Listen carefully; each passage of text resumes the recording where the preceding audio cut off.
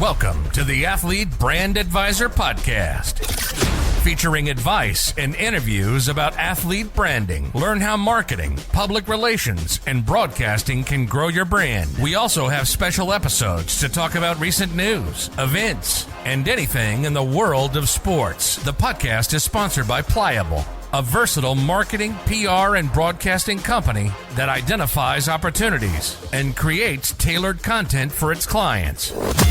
Now it's time to roll. Here's your host, Glynn. Thanks, and welcome to the Athlete Brand Advisor Podcast. Today, we're catching up with Shellee Howard, the CEO and founder of College Ready, and she is a mom of 4 college graduates. She knows what it takes, and she started her own business around it. We're so excited to talk to her because she's going to be able to give us the insight that I know many of you parents that are listening are looking for. Shellee, welcome into the Athlete Brand Advisor Podcast. Thank you so much for having me, Greg. Yeah, we're excited to talk with you today because there's so much going on in this college space right now. And a lot of people are hearing about NIL, and then they're hearing about how much money can my kid make, and how are they going to get into school, and are they going to have the grades, and what is their collective going to give them for money? And yeah, at the end of the day, as a parent, I get that because I've got my own coming up here in the next few years that's going to be college ready. And so this is a really great time to have this conversation. And I'm excited to talk with you first about how you decided to get into this business. Happy to share. I'll give you the condensed version because that's a whole podcast in itself. So like you, when my son was in 8th grade, he came home from middle school and he says, "Mom, I know exactly where I want to go and exactly what I want to do." And I looked at him like, really? He knew I changed my major 5 times. Like I did not have it all figured out. And I'm like, "So tell me, who was at school today? What happened?" He says, "Oh yeah, the high school counselor came and she said we need to pick all of our classes and we need to know what we want to do." And I'm like, "Oh, that's kind of bold. Okay." And I said, "So what'd you tell her?" He said, "Well, I want to be a brain surgeon and want to go to those top Ivy things." And she didn't know how to help me. "Can you help me?" And I was like, "Of course I can. I am your mother." And that is how College Ready was started. So that was 18 years ago. That young man ended up applying to 12 colleges, got into 11, 7 full ride offers, went to Harvard 4 years for free pre-med, went on to UC San Diego Medical School, incurred $30,000 total debt, and is now an orthopedic surgeon, final year at UCLA. So he will graduate with all of that education with only $30,000 in debt. Wow. Well, there's 2 things there to unpack. Number 1, your son's got to be really smart. and number 2, $30,000 number sticks out to me as like, that is absolutely incredible. So kudos to you as a mom, and now kudos to you as a business owner to figuring this thing out. So you have that example, and then you're like, how do I duplicate this? Because you had 3 more kids or what? So what happened after that is I was sitting at his high school graduation, and he was salutatorian. He wasn't valedictorian, so he wasn't not smart, but he only had a 4.6 GPA. These kids coming through right now, that's a normal number. That is not outstanding anymore. And he didn't have a perfect SAT or ACT. It was solid, but what he had was a standout strategy. And that's what I help families understand. So listeners, if you want to tune in, I'm going to share exactly how to create a standout strategy for your own child, because that is what got him the opportunity. He got a full ride at USC because of his leadership, and Harvard matched it. So again, you have to look at college as a business, not as an emotional, trophy. And so that's how I did it. I started with business mindset. I did go back to school, got my master's degree, went back to school, became an independent college consultant, toured 25 colleges a semester. So I'm not going to say like, it was so easy, parents, you too can do this. But yeah, I want to encourage every listener, at least start taking steps in the right direction. Yeah, that makes sense. And I think that the more then the more, power you have, because you obviously have been educated and you can figure out some of the tips and tricks that make this all happen. And so then that kind of leads me to my next thing, which is, obviously there are a few things that parents need to start thinking about. I mean, we started raising money for our daughter's college fund before she was even, basically born, knowing we were going to have kids, and how expensive it is, and you just know that you got to deal with it. And so I have always kind of had college in my mind for her from day one.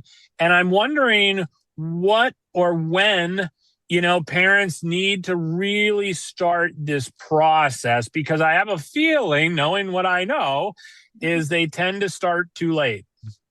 Yes. And if you take anything away from this, parents, you really want to start having the conversations by the time your child starts asking about careers or has intellectual curiosity, like, I want to be a fireman, or I want to be a trash truck driver, or whatever their first inclination, like they're like, hey, that looks like a cool job. That's the first time you just gently start asking them, so what about that do you think would be kind of cool? My son always wanted to be a toll booth money collector, because in his mind, when he was young, people drove by and threw money at him. And he's like, yeah, that's genius, Mom. That's what I want. And so we started talking about, what does that look like? That means you need to start having these conversations. When it gets real is in middle school. We start students in our program as young as 7th grade. And we also have them start in 8th grade, 9th grade, 10th grade, 11th grade, 12th grade, and college transfers. So if you're listening and you're in that window, you're in the window. So don't panic. But the way I like to describe it to parents is, think of it like a runway.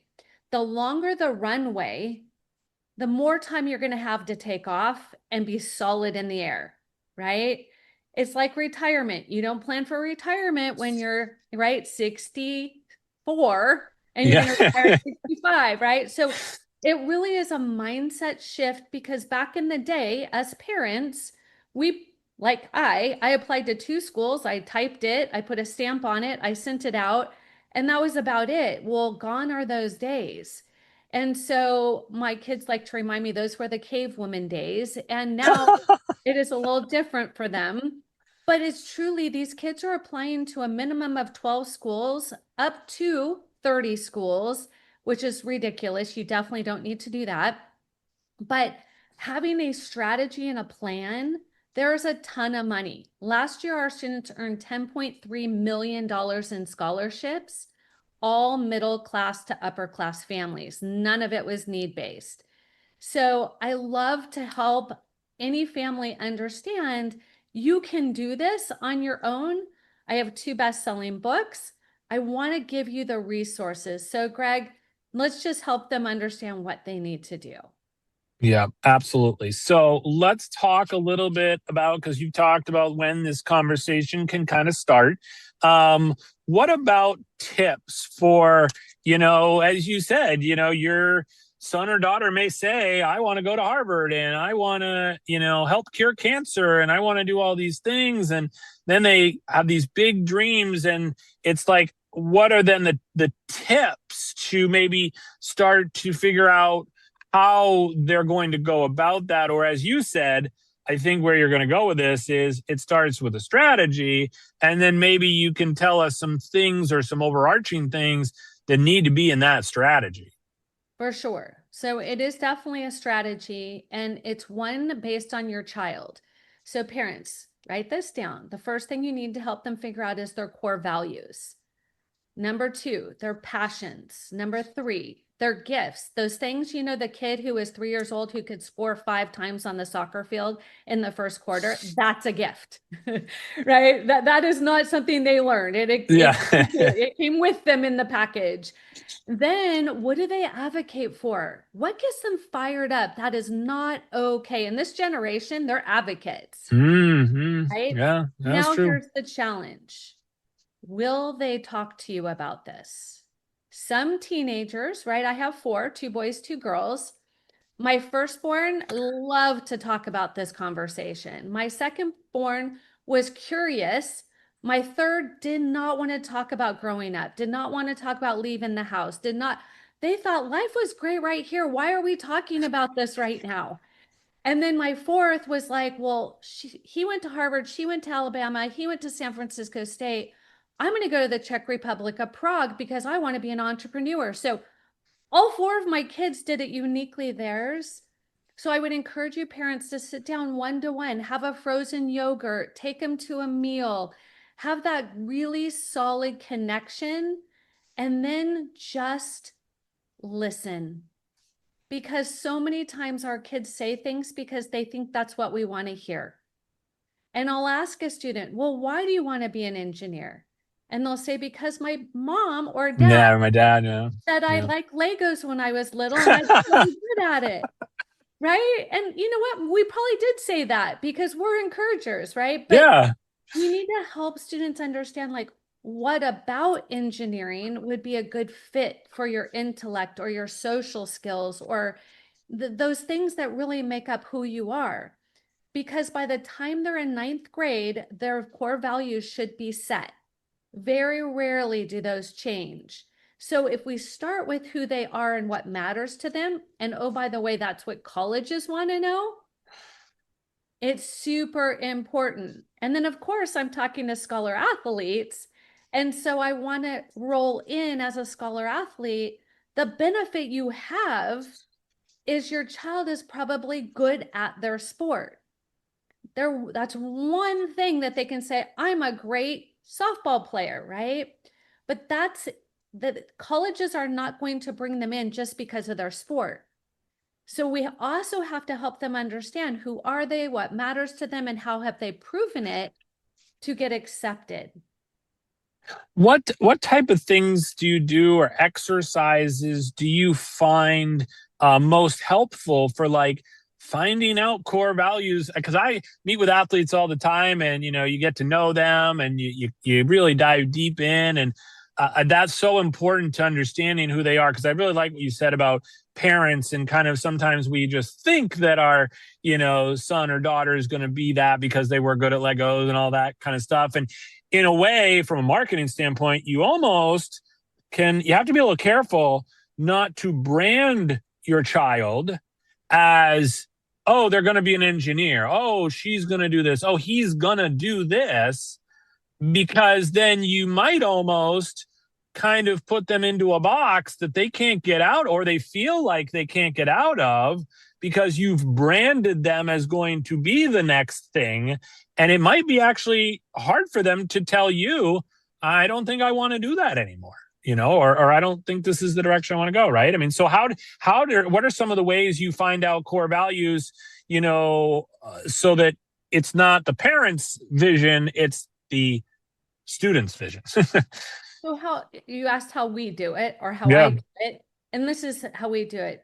I have built a gamified way of helping teenagers figure out their gifts, talents, and core values. So it is an assessment tool that I've created that they enjoy, and that they come to the end of it and they're like, yes, that's exactly who I am. The other thing we do is we ask them, and I encourage every parent, ask your child, who are you? And some will shrug. Some will be, well, I'm your son. Don't be silly, right? Like literal, like. Am I adopted? Yeah. Am I adopted? And then some of them will honestly say, I'm caring, I'm compassionate, I'm competitive, I'm a loyal friend. I really advocate for those who are in need, and they will deeply share who they are. That's rare. Just let's put that out there. Yeah, that's rare. Yeah, I can Okay. imagine. So what I get to do is I help students by first helping them dig a little deeper into who they are. And then with mom or dad in the room, I'll ask the mom or dad, I'll say, Mom, who is Greg? And mom's like, oh, Greg is the most amazing guy. He's just, and the child is blushing, right? They're just like, oh God, please stop talking about me like that. And then I asked the student, I said, is your mom lying? And he says, no, my mom's not lying. And I'm like, Right. oh. And I say, what would your friend say about you? What would your grandma say about you? Because we've taught our child, don't brag, don't boast. People don't like it. And for college, if you don't brag and you don't boast, you don't get in. So I have literally 4 to 6 years to teach these children how to take who they are, what matters to them, and put it on a piece of paper that helps a university in 4 minutes figure out this is the right student for our school. This is the right athlete for our team. This is a D1 candidate. This is a D2, D3 candidate. We need you, the student, right, to be able to articulate that. But nobody teaches you how to do that. So that's what we teach straight out of the gate, is we teach students to articulate. Most students will say, I'm part of National Honor Society. Right. Okay. This is what you're telling me? You told me earlier in the conversation that you were chosen 1 out of 787 candidates to be selected to this highest level of the National Honor Society, where you personally led X, Y, and Z. Do you see the difference between what a child would say to and then what we don't lie, we're completely ethical, but we have the gift of helping them hear who they really are. Yeah. It's at the end of the day, it's kind of a lot like athlete branding, where you're making them more marketable. Like, it's not that we're lying. We are just accentuating what they may not tell people or not see yet in themselves, without a little bit of help to pull those things out that make you different than other people, because that's how you're going to get into the school of your choice. Absolutely. So let me go down a road with you on this, because I think that this was something that was kind of put into my head, and this may be, they talked about cavewoman approach with you, and maybe this is a caveman approach with me. But I feel like community service and passion projects and volunteering and all those types of things were very important back through my days when I was applying. Is that still the same, or has it changed or adapted at all? And one of the reasons I asked this, quite honestly, is because my daughter would volunteer endlessly at the Maine Children's Home. If she could skip school, she would be there volunteering.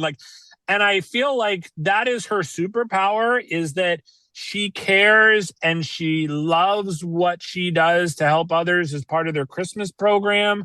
And I know that kindness is by far and away one of her best qualities. So my question is, how much does community service or giving back matter these days? So it's critical. It is more important than ever, because somebody will have the same GPA, higher or lower, same test score, higher or lower. Now, what do you have? But here's the thing I want your listeners to understand. Community service, where you sign up, show up, and put in your time, like jail time, is not going to help at all. What your daughter's doing is she's leading with her heart of kindness and joy and compassion, doing something that she's truly passionate about, that she would do other than something, right? Going shopping, whatever that may be. Oh, yeah. And that is an essay, right? So the essay I call is the bow on the gift. So she's going to put down that she did this so many hours a week, so many weeks a year, so many years. And then she's going to say, and I led this to this situation. Right. And what it taught me about myself is the essay. Do you see what community service is the right way? So don't go chase and be a tutor. Parents, I promise you, every child in my program has been a tutor at some point, because it's easy. A teacher says, oh, you're good at this subject. Will you tutor so-and-so? Oh, okay, sure, I'll be a tutor.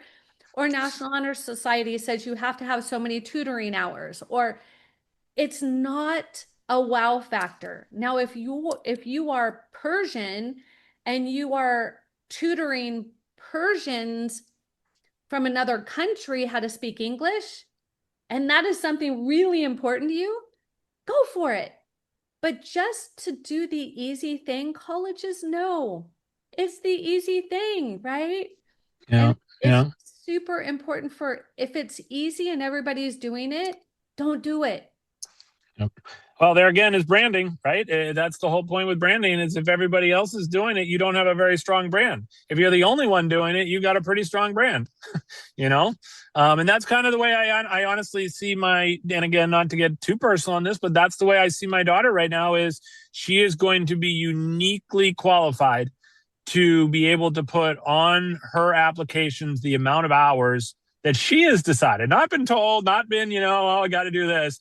Like that's going to be her unique sales proposition, essentially. And I like the way you're talking about, too, approaching college applications and this whole process as a business and having a strategy, because that is the way that it really needs to be done.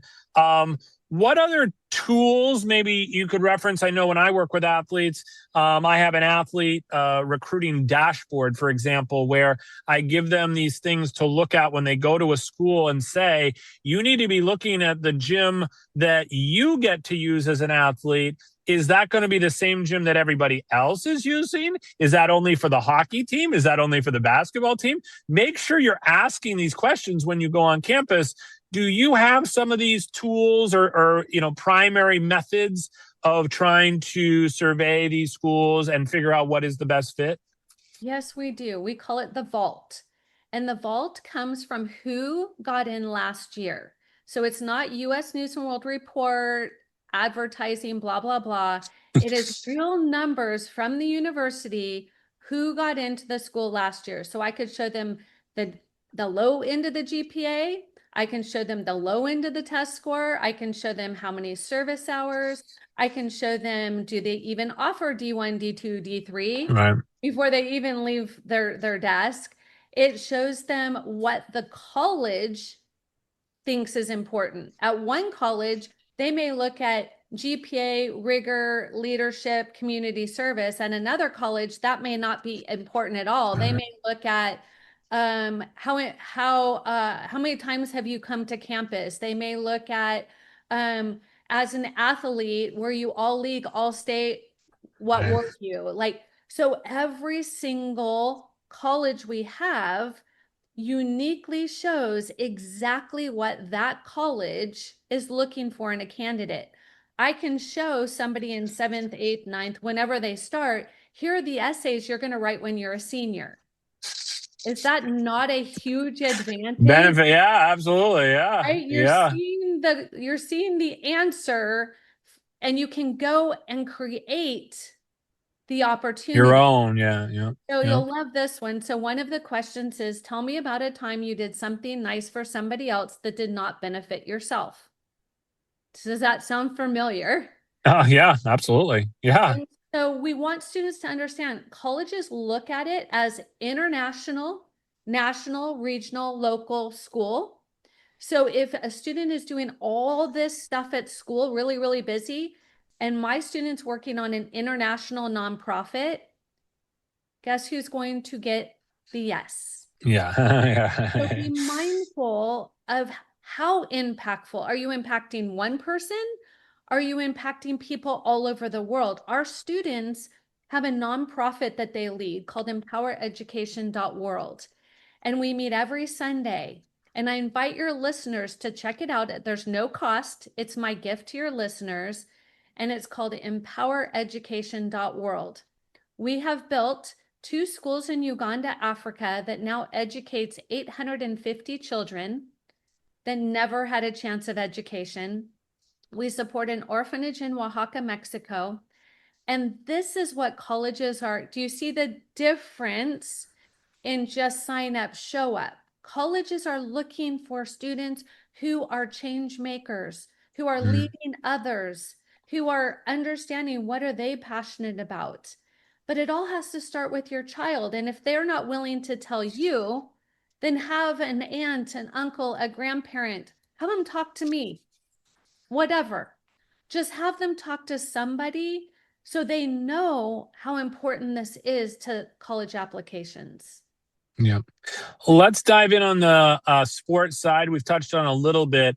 How much, is NIL or is, scholarships and money that's being offered, to an athlete coming up in these conversations as to, well, my kid's the best, soccer player in the state and they should get a full ride and all these other things. Do you find yourself in the NIL world or having to have those conversations at all yet? Yes, we've been in actually those conversations for many years. So I've been doing this 18 years.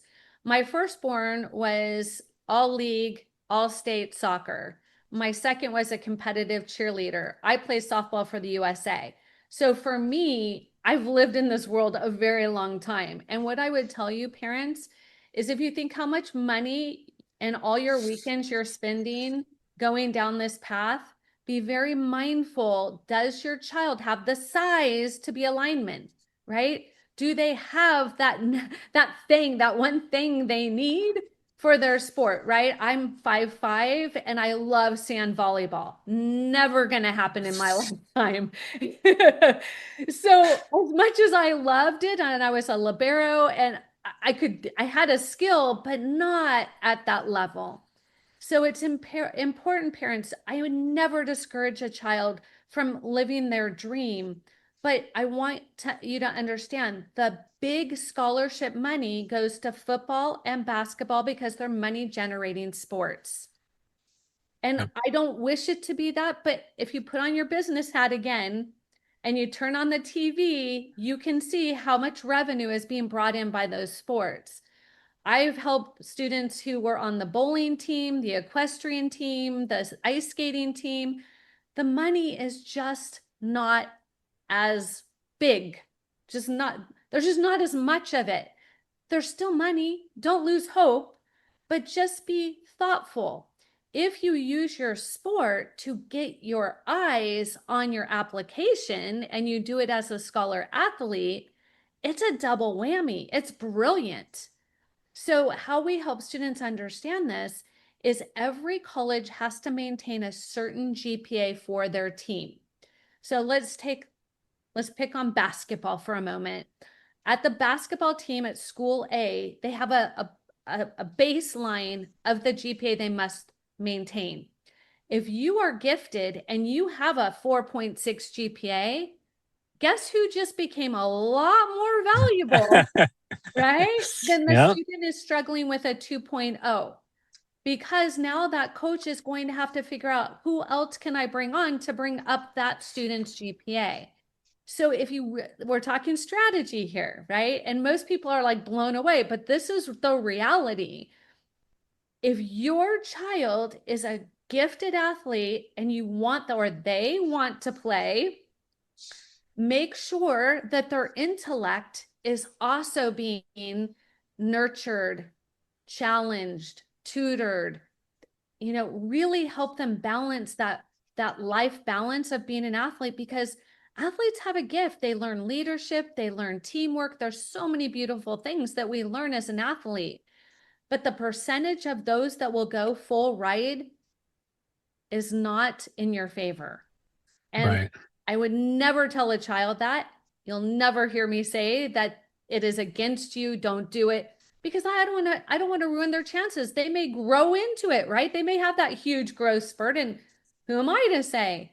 But I will tell you, if you can keep their GPA up and they're a good athlete, you have double the chance. Right. Yeah, no, that makes sense. On the NIL side specifically, though, do you then help them through the selection process, or have you heard of NIL opportunities being thrown their way and then you're helping them make a decision? Or how far along this process do you go with the, student? So what we do is we first find out, do they want to play their sport in college? That's where we have to start. Yep. If they want to use their sport to get into college and then do, intramural sports, help them all day long with that. That's not a problem.